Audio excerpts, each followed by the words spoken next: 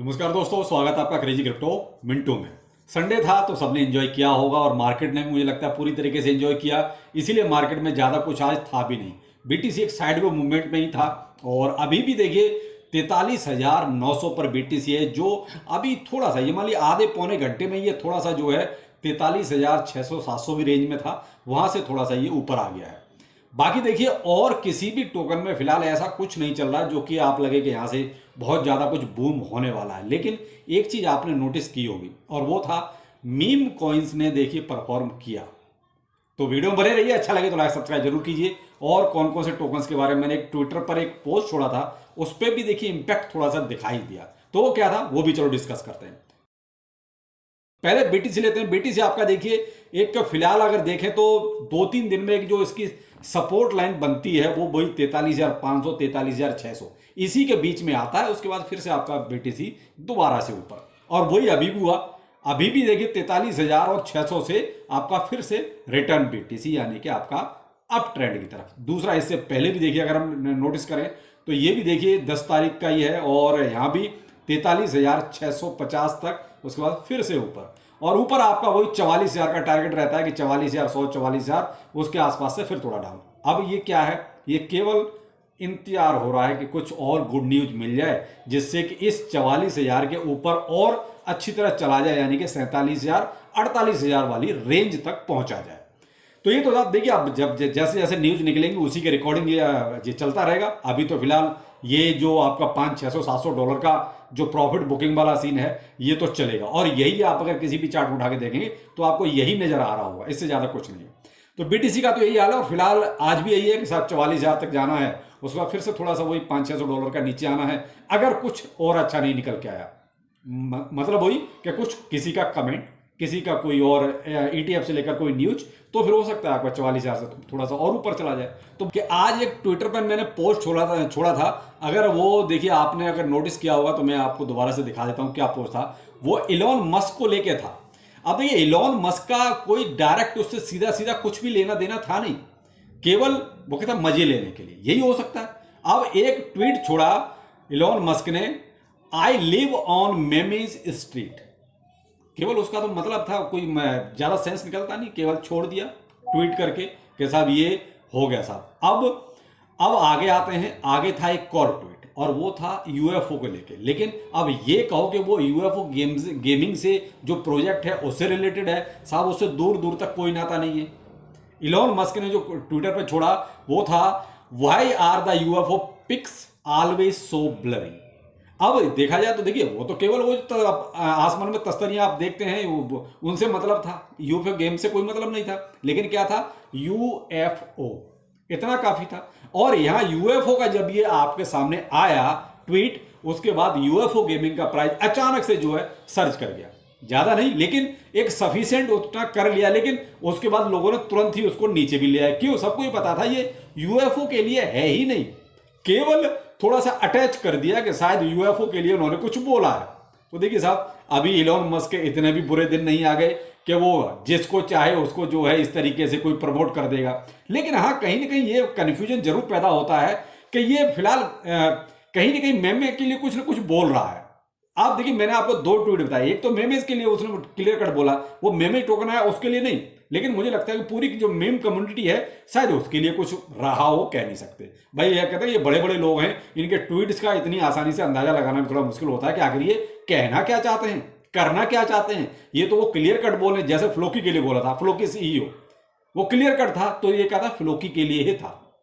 Dodge के लिए कभी बोलता है तो वो क्लियर कट होता है। लेकिन फिलहाल ये दोनों थे कंफ्यूजन वाले थे, लेकिन लोगों ने अपने आप ही इसको जो है कोरिलेट कर दिया और यूएफओ गेमिंग का प्राइस भी उस टाइम पर बढ़ गया था, लेकिन फिर से अपनी उसी रेंज में आ गया। जिस दूसरा यहाँ आपके लिए एक अपडेट है। वैसे तो देखिए BUSD के पेयर मोस्टली एक्सचेंजों ने हटा लिए हैं, आपको ये अपडेट भी मैं दे ही चुका हूं, लेकिन यहां पर आपको ट्विटर वीडियो में बताना ठीक है कि MEXC जो छोटे छोटे कॉइन्स के लिए लोग इस्तेमाल करते हैं। देखिए जैसे अपने सन क्रिप्टो को यूज करते हैं ना भाई अपने इंडिया लेवल पर कि चलो सबसे छोटे छोटे कॉइन्स यहाँ पर जो है इजीली मिल जाते हैं, उसी तरीके से MEXC एक्सचेंज ऐसा है जहां पर आपको छोटे छोटे जो टोकन्स हैं वो बहुत जल्दी यानी अर्ली स्टेज में वहां पर लिस्ट होकर मिल जाते हैं, जब दूसरे एक्सचेंजों पर बाद में आते हैं।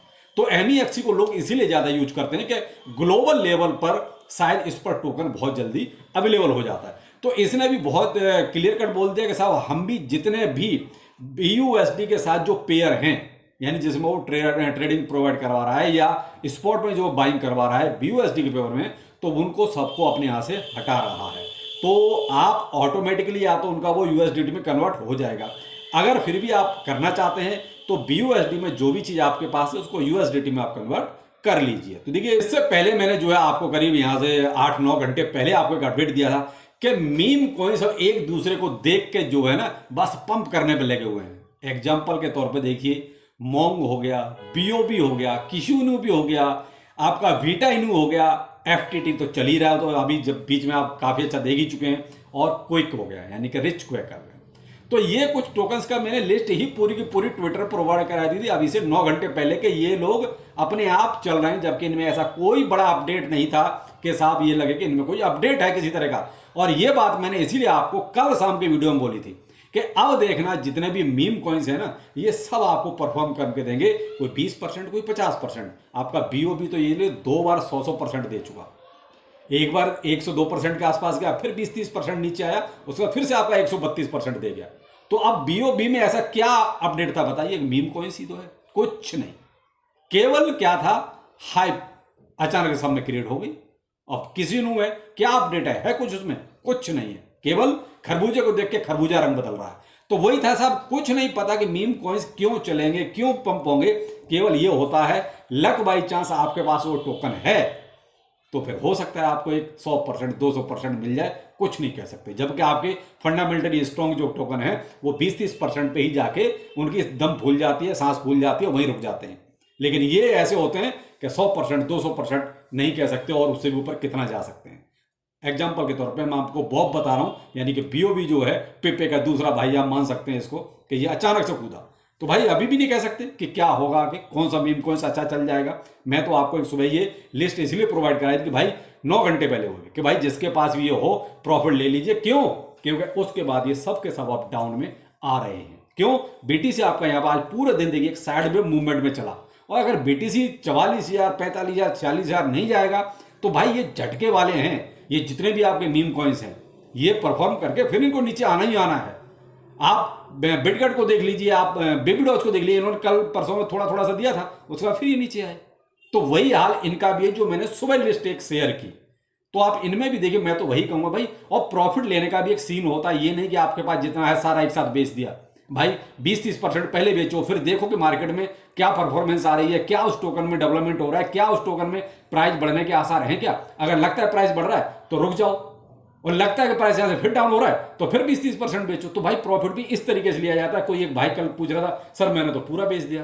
तो भाई प्रॉफिट लेना तो सीखो यार, इतना ये बेसिक सी चीजें हैं। ये एक साथ कभी पूरा डंप नहीं किया जाता कि साहब आपके पास 100 है तो 100 के 100 बेच दिया, क्योंकि मार्केट का क्या पता है कि 20% नीचे आके फिर आपका 200% ऊपर चला जाए, किसी को नहीं पता।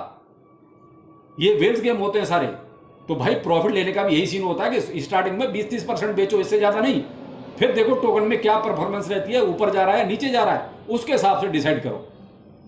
तो इस तरीके से प्रॉफिट लिया करो। तो भाई फिलहाल अब मीम कॉइन्स का देखिए सीन ऐसा है, फिलहाल मुझे लगता है कि थोड़ा सा इनमें सब में जो है 15 से 20% तक का आपको जो है डाउनफॉल दिखाई दे सकता है। लेकिन डिपेंड करता है कि कहीं किसी वेल ने किसी में अगर मान लो खरीद लिया तो हो सकता है वो ऊपर भी चला जाए। मीम कॉइन्स के बारे में कहा कुछ नहीं जा सकता, लेकिन मुझे लग रहा था परसों इस चीज को मैंने कहा, कल शाम के वीडियो में भी कहा कि अब आपके मीम कॉइन्स जो है कुछ न कुछ परफॉर्म करके देंगे। रीजन किसी के पास नहीं होगा, केवल एक दूसरे को देख कर ही भागेंगे। और ये चीज मैंने 9 घंटे पहले आपको ट्विटर पे शेयर कर दी थी पूरी लिस्ट। तो ये है भाई देखिए, बाकी अब मैं ये नहीं कहूंगा कि आप ये ले लो वो ले लो, बहुत है भाई आपके पास। मैं ये नहीं कह रहा हूं कि नहीं है आपके पास, बहुत कुछ है आपके पास। आपने पहले से इतने टोकन का भंडार अपने पास कर रखा है कि ये कहना बेनामी होगा कि साहब अब मेरे कहने से ये 5 और ले लो। आपको देने वाले भी बहुत है, रोज आपको टॉप 5 बता रहा है रोज। मुद्दे की बात जो है, मैं हमेशा जो आपको कहता हूं कि आपके पास जो भी होल्डिंग है, जो भी है आपके पास, परफॉर्म सब करेंगे। और आपने ये चीज नोटिस कर भी ली होगी। ये जरूरी नहीं कि मैं जो बताऊंगा वही पंप करेंगे, ऐसा कुछ नहीं है। जो आपके पास है वो भी पंप करेंगे, लेकिन यहां आपको पेशेंस रखना पड़ेगा, क्योंकि आपने जिस रेट तक खरीदा है, जिस रेट पे आपने पीछे बाय किया है, जरूर नहीं कि अभी उतना पहुंच जाए, अभी उसमें टाइम लगेगा। लेकिन जिन्होंने अभी डिप में कहीं बाय किया है तो उनको यहां से देखिए प्रॉफिट बिल्कुल मिलना शुरू हो गया है, हो चुका है। तो आप थोड़ा सा बस वही है, वेट कीजिए, पेशेंस रखिए और विश्वास रखिए कि हाँ, जो हमारे पास है वो हमारी होल्डिंग सफिशिएंट है और हमें इसमें प्रॉफिट मिलेगा।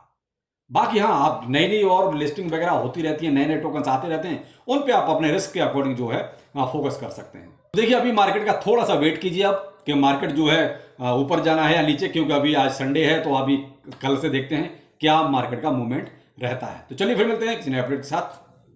नमस्कार।